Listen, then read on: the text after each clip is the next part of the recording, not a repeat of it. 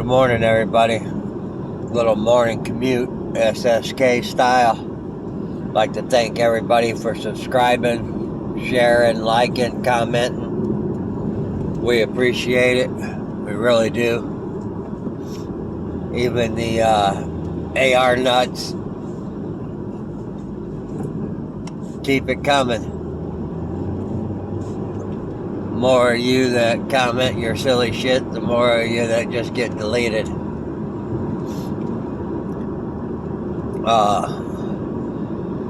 What I really wanted to touch on today is human nature and dog nature.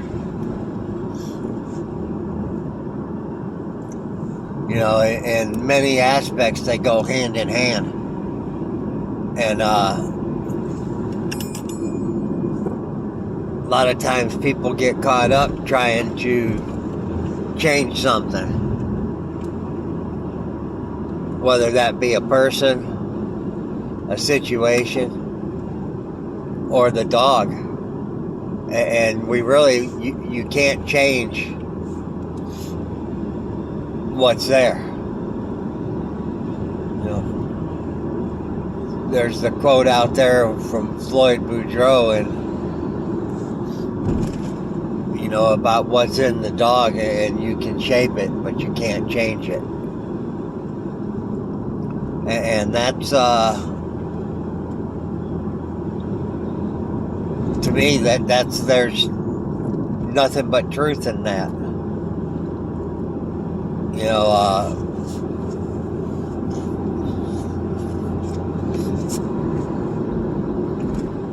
there's been talk in one of the groups I'm in on Facebook. It's been, well, it's a never-ending circle of the same shit is what it is. But the you know, it's gone back to breeding curs and cold dogs and all that. And, you know, this was shared with me, and I'll share it. I want to say it's, I'm going to paraphrase something that came from Don Mayfield. And that's, you know, you never hear about hen fights.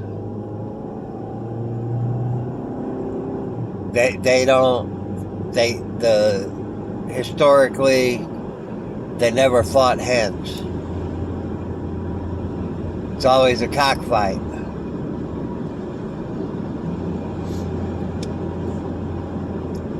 There's a reason for it. Up until really very recently,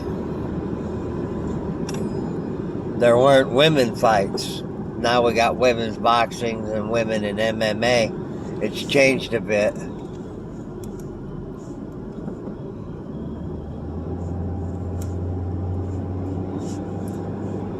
And there's, you know, there's a reason for it.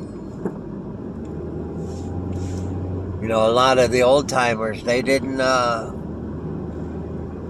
they made sure they had an outstanding stud dog.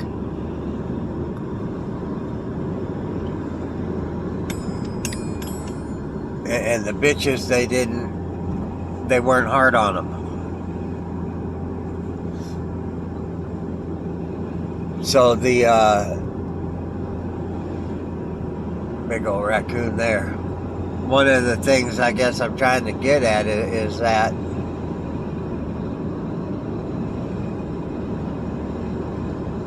I don't let the outside noise, the outside influence affect what I'm doing. It just doesn't come into play in what we're doing. The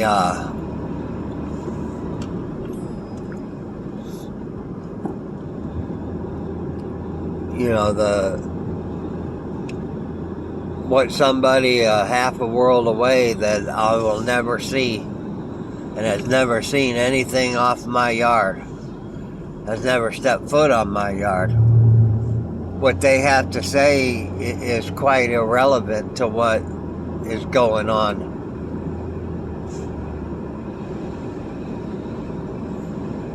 You know, and we get it a lot. There's a gentleman bought a pup from me. One of the first things he said to me was, "Boy, you got a lot of haters."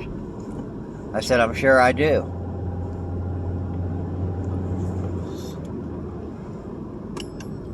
You know, there's a lot of people out there, and outwardly they're going to tell you I'm full of shit, but inwardly they're going to know that this is the truth. They would gladly trade me yard for yard, dog for dog, the whole deal.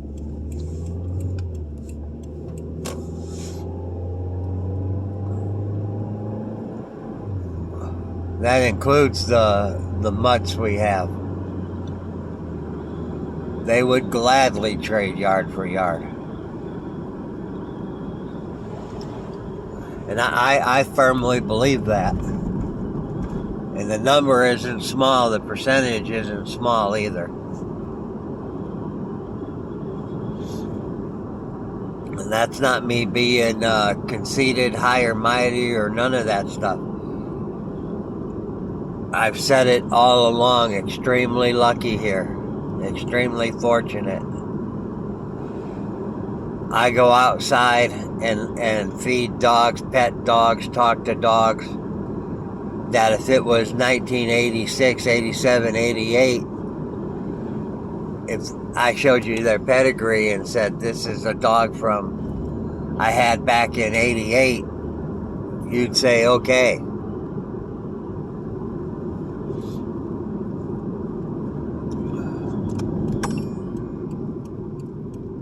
You know, and now they're saving eggs off of females.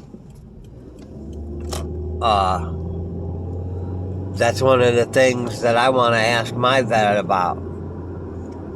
I want to take Packwa in and harvest some eggs off of her.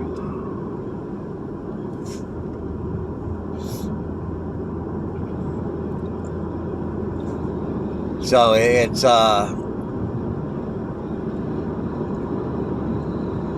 the outside noise, the changing things that you want changed, but you can't change them. All that stuff, all that, that's what looking at your dog and not being, or your yard and kennel, or whatever you want to call it, not being kennel blind, not being yard blind. We look at our dogs with an impartial eye often, quite often, and assess what they are, their strengths, their weaknesses, what the deal is. We do it before they're put into a breeding program. We do it after they're in the breeding program. You know, I talk about pulling eggs from Packwa, and she is a pain in the ass. You can't keep her in a kennel. You can't keep her in a crate. She's okay on a chain. Occasionally something will go on with her, something will snap and she'll eat the hell out of her doghouse. She is a pain. But you also can't deny she's throwing great dogs. So that's one of the things that, you know, the negatives in her are outweighed by the positives of what she's producing. You know, she's the one that we've got to bring in. When she has pups, she has to come inside, because she's not going to stay in a crate. And at 2 weeks of age, she's done with puppies. Their eyes open up. She's done with them. You know, She was better this last litter, but previous litters, you had to force her to feed them. So,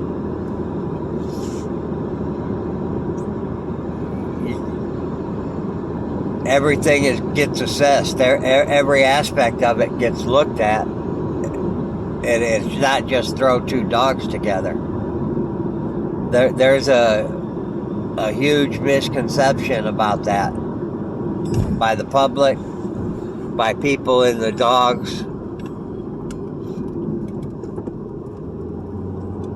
and that you just throw two dogs together and sit back and collect money. That's about the farthest thing from it.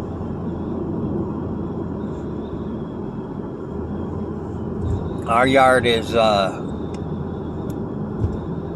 at this point, it's self-sufficient. And any extra money or any money that's really not even extra sometimes, it gets thrown back into the yard.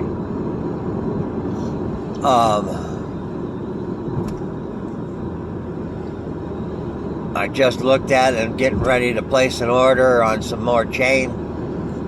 A bucket of chain, $400 for 100 feet. That's every 10-foot section that'll cost $40. I don't view that as being a bad thing. High strength, lightweight.